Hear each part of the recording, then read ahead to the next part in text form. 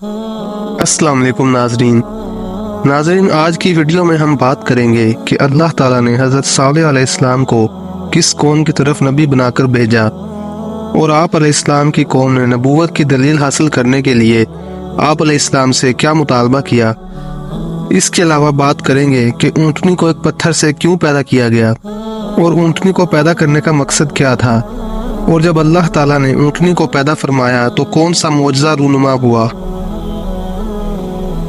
और बात करेंगे हज़रत सालेह अलैहिस्सलाम की कौम कितने कबाइल पर मुश्तमिल थी। इसके अलावा हम आपको ये भी बताएंगे कि हज़रत सालेह अलैहिस्सलाम की कौम ने ऊँटनी को क्यों कत्ल किया, और जब हज़रत सालेह अलैहिस्सलाम की कौम ने ऊँटनी को कत्ल किया तो उन पर अल्लाह ताला का क्या अजाब नाजिल हुआ। और बात करेंगे कि अल्लाह ताला का अजाब नाजिल होने से पहले हज़रत सालेह अलैहिस्सलाम की कौम ने कौन सी तदबीर इख्तियार की कि अल्लाह ताला के अजाब से बच सकें। मुअज़्ज़िज़ दोस्तों, हज़रत सालेह अलैहिस्सलाम अल्लाह ताला के नबी हैं जिनका कुरान मजीद और बाइबल में जिक्र मिलता है। ये कौम समूद की तरफ मबऊस किए गए थे। आप हज़रत नूह अलैहिस्सलाम के बेटे साम की नस्ल में से हैं। आपका सिलसिला नसब कुछ यूँ है: सालेह बिन अबीद बिन सयाफ बिन मुशाहिब बिन उबैद बिन खाजिर बिन समूद बिन एरम बिन साम बिन नूह। रवायात बताती हैं कि आज से कम 4000 साल पहले हजाज मुक़द्दस और तबूक के दरमियान हिजर नामी जगह में एक कौम समूद आबाद थी। अल्लाह ताला ने हज़रत सालेह अलैहिस्सलाम को कौम समूद की तरफ नबी बनाकर भेजा तो उन्होंने लोगों को इबादत इलाही और सिरात मुस्तकीम की तालीम दी। कौम समूद आप अलैहिस्सलाम से पैगंबरी की दलील तलब करती थी।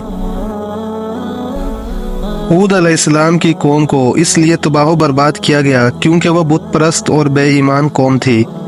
मुअज़्ज़िज़ नाज़रीन, नबूवत की तजल्ली बज़ाते खुद एक अजीम सबूत होता है। सबूत मांगने वाले शैतानी ख्यालात के पैरोकार होते हैं। यही कुछ आपकी कौम ने आपके साथ किया। आप अलैहिस्सलाम की कौम ने मुतालबा किया कि पत्थर से ऊँटनी निकले और बच्चे को जन्म दे और उसी वक़्त दूध दे तो हम मानेंगे कि आप अल्लाह ताला के रसूल बरहक हैं। मुअज़्ज़िज़ दोस्तों, अल्लाह ताला खुद अंबिया की दलील मजबूत करने के लिए मददगार होता है। अंबिया अलैहिस्सलाम को बवक्त ज़रूरत बज़रिया वही फ़ौरन ही आगाही और शनासाई अता की जाती है ताकि वो कुफ़ार के सामने परेशान ना हों। मुअज़्ज़िज़ दोस्तों, अब बात करते हैं ऊँटनी के पत्थर से निकलने के किस्से की। मुफस्सरीन ने जिक्र किया है कि एक दिन कौम समूद अपनी किसी महफिल में इकट्ठी हुई तो उनके पास अल्लाह के रसूल हज़रत सालेह अलैहिस्सलाम आ गए और उनको अल्लाह की तरफ बुलाया और नसीहत की और डराया और सही बात का हुक्म फरमाया। तो कौम समूद कहने लगी, अगर तू हमारे लिए इस चट्टान से ऊँटनी निकाल दे, और साथ में करीब एक चट्टान की तरफ इशारा किया और उसकी सिफात ऐसी ऐसी हो, और यह भी कहा कि वो निकलते ही 10 माह की हामला हो और इतनी लंबी हो, और उसकी सिफात व कैफियत ऐसी ऐसी हो। अलगर्ज बड़ी शर्तें लगाईं। तो फिर हज़रत सालेह अलैहिस्सलाम ने उनसे फरमाया, अगर मैं तुम्हारे सवाल को पूरा कर दूं उन्हीं सिफात के साथ जो तुमने की हैं, तो क्या फिर तुम उस पर ईमान ले आओगे जो मैं लेकर आया हूँ, और जिसके साथ मुझे भेजा गया है उसकी तस्दीक करोगे? तो कौम समूद ने हाँ में जवाब दिया। फिर हज़रत सालेह अलैहिस्सलाम ने इस बात पर उनसे अहद व पैमान ले लिए। फिर जाए नमाज पर खड़े हुए और जितनी मुकद्दर में थी उतनी नमाज पढ़ी। फिर अपने परवरदिगार से दुआ की कि उनका मतलूबा सवाल पूरा हो। तो अल्लाह मुजीबुद दावत ने चट्टान को फरमाया कि वो फट जाए, और उससे 10 माह की हामला ऊँटनी तवीलुल कामत उन्हीं सफ़ात के साथ निकली जो उन्होंने मांगी थी। अल्लाह की शान तो यह है कि जब वो किसी चीज़ को कुन हो जा कह दे तो वो हो जाती है, और उसी तरह ऊँटनी फौरन निकल आई। फिर जब उन्होंने उसको उसी तरह उन्हीं सफ़ात के साथ मौजूद देखा तो एक अजीम शान मामला पाया, हैबतनाक मंजर पाया। मोहतरम दोस्तों, बहुत से लोग ये मौजज़ा देखकर फौरन ही मुसलमान हो गए, लेकिन अक्सर लोग अपने कुफर पर डटे रहे। तो फिर जब ऊँटनी अजीम शान जिस्म हैबत व खलकत वाली ज़ाहिर हुई तो पैगम्बर खुदाबंदी हज़रत सालेह अलैहिस्सलाम ने कौम समूद को कहा कि ये अल्लाह की ऊँटनी है। तो ऊँटनी को अल्लाह की तरफ मंसूब करना उसकी शराफत व अज़मत और उसकी निशानी को जितलाने व बतलाने के लिए था, जैसे बैतुल्लाह भी है। और इसी तरह अल्लाह अपने महबूब पैगंबर को अब्दा यानी अपना बंदा फरमाते हैं। تو خیر حضرت صالح علیہ السلام نے فرمایا کہ یہ اللہ کی اونٹنی ہے اور تمہارے لیے نشانی ہے اس بات کی کہ میں جن چیزوں کو لے کر آیا ہوں یعنی توحید و عبادات الہی وغیرہ وہ سب بالکل سچ ہے، اور یہ چونکہ اللہ کی اونٹنی ہے تو فرمایا اس کو چھوڑ دو، اللہ کی زمین میں کھاتی پھرے اور اس کو کوئی تکلیف پہنچانے کی غرض سے نہ چھونا ورنہ تم کو عنقریب عذاب پکڑے گا۔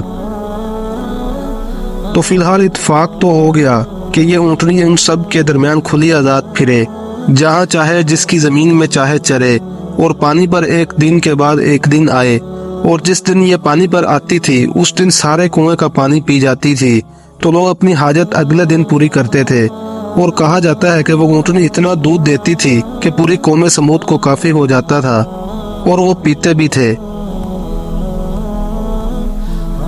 معزز دوستو، کیونکہ اللہ تعالیٰ کا حکم آ چکا تھا کہ ایک دن لوگ اپنی پانی کی حاجت پوری کریں گے اور ایک دن اونٹنی کے لیے وقف تھا، تو قوم سمود کے لیے یہ بات گراں گزرتی تھی، لہذا انہوں نے اونٹنی کو قتل کرنے کا ارادہ کر لیا، اور ان لوگوں کے درمیان اتفاق ہو گیا کہ اس اونٹنی کو ذبح کر دیں گے تاکہ اس سے جان چھوٹے اور آرام و سکون حاصل ہو اور ان کو پانی کی وافر مقدار ملے۔ تو شیطان نے اس طرح ان کے دل میں یہ باطل خیالات پیدا کر دیے۔ قرآن میں ہے جس کا ترجمہ ہے، پھر انہوں نے اونٹنی کو کونچوں سے کاٹ ڈالا۔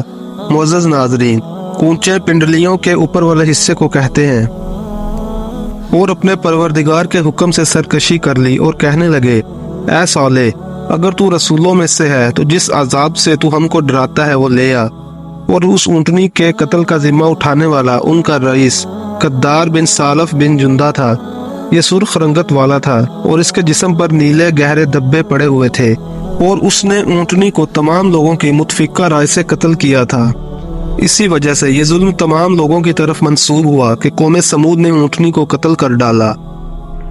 معزز دوستو، تو یہ 9 آدمیوں کی جماعت اونٹنی کے لیے گھات لگا کر طاق میں بیٹھ گئے۔ اس کے بعد قدار بن سالف آگے بڑھا اور بڑی شدت سے اونٹنی پر وار کیا۔ پھر ظالم قدار نے اپنے ظلم و سرکشی کو تیز کرتے ہوئے اور علماء مفسرین نے نیزہ مارا اور اسے ذبح کر ڈالا۔ ادھر اس کا بچہ بھاگتا ہوا اونچے پہاڑ پر چڑھ گیا اور چیخیں ماری اور غائب ہو گیا۔ حسن رحمہ اللہ فرماتے ہیں کہ بچے نے یہ کہا تھا، اے پروردگار، میری ماں کہاں گئی؟ پھر وہ بچہ چٹان میں داخل ہوا اور اس میں غائب ہو گیا۔ اور بعض روایات میں کہا جاتا ہے کہ ظالموں نے اس کا بھی پیچھا کیا تھا اور اس کو بھی کاٹ ڈالا تھا۔ معزز دوستو، قوم سمود 2 وجہوں سے اللہ کے عذاب کی مستحق ہوئی۔ ایک تو یہ کہ اللہ نے ان کو فرما دیا تھا کہ اس اونٹنی کو برائی کے ساتھ نہ چھونا ورنہ تمہیں عذاب الہی آ پکڑے گا، اور دوسری وجہ یہ تھی کہ پھر خود ہی عذاب الہی کو جلد اور فوراً دعوت دینے لگے۔ معزز دوستو، حضرت صالح علیہ السلام نے اپنی قوم کو فرمایا تھا کہ عذاب آنے سے 3 دن پہلے تم لوگوں کے چہروں کے رنگ بدل جائیں گے۔ تو جس دن اونٹنی کو انہوں نے قتل کیا یہ بدھ کا دن تھا، اور پھر رات کو وہ خاص کفریہ جماعت تباہ ہوئی۔ اس کے بعد صبح ہوئی یعنی جمعرات کا دن آیا، تو یہ مہلت کے دنوں میں سے پہلا دن تھا۔ اس دن میں قوم سمود کے چہرے زرد ہو گئے جس طرح حضرت صالح علیہ السلام نے ان کو ڈرایا تھا۔ پھر جب شام ہوئی تو قوم سمود کہنے لگی، واہ، مہلت کا ایک دن تو پورا ہو گیا، اور کافروں نے بجائے چہرے بدلنے کی نشانی سے ایمان لانے کے مذاق کرنا شروع کر دیا۔ پھر جب اس سے اگلے دن یعنی جمعے کے دن کی صبح ہوئی اور یہ مہلت کا دوسرا دن تھا تو ان کے چہرے سرخ ہو گئے۔ جب شام ہوئی تو پھر کافر کہنے لگے، واہ، مہلت کے 2 دن گزر گئے۔ پھر مہلت کا تیسرا دن شروع ہوا تو ان کے چہرے سیاہ پڑ چکے تھے۔ پھر جب شام ہوئی تو کافر کہنے لگے، واہ، مہلت تو مکمل ہو گئی۔ تو وہ محتاط اور چکنے ہو گئے اور خوفزدہ ہو گئے اور بیٹھ کر انتظار کرنے لگے کہ دیکھو اب ان پر کون سا عذاب آتا ہے اور کہاں سے آتا ہے۔ کچھ پتہ نہیں تھا ان کے ساتھ کیا ہونے والا ہے۔ پھر جب صبح آفتاب طلوع ہوا تو آسمان سے ایک چنگاڑ یعنی بہت سخت تیز چیخ کی آواز آئی، جس سے یہ نیچے تک دہل گئے اور روحیں خوف سے کانپنے لگیں، جانیں سسک سسک کر ختم ہونے لگیں، حرکات و سکنات ٹھنڈی پڑ گئیں، آوازیں بند ہو گئیں، حقائق واضح ہو گئے۔ پھر وہ اپنے گھروں میں اوندھے منہ گرے ہوئے ملے، محض جسموں کے ڈھیر تھے۔ मोहतरम दोस्तों, मैं उम्मीद करता हूँ आपको यह वीडियो पसंद आई होगी, तो वीडियो को लाइक ज़रूर कर दें और मेरे चैनल को सब्सक्राइब कर लें और बेल के बटन को दबा दें ताकि हर नई आने वाली वीडियो आपको आसानी से मिल सके। आपसे मुलाकात होगी एक नई वीडियो में, तब तक के लिए अल्लाह निगहबान।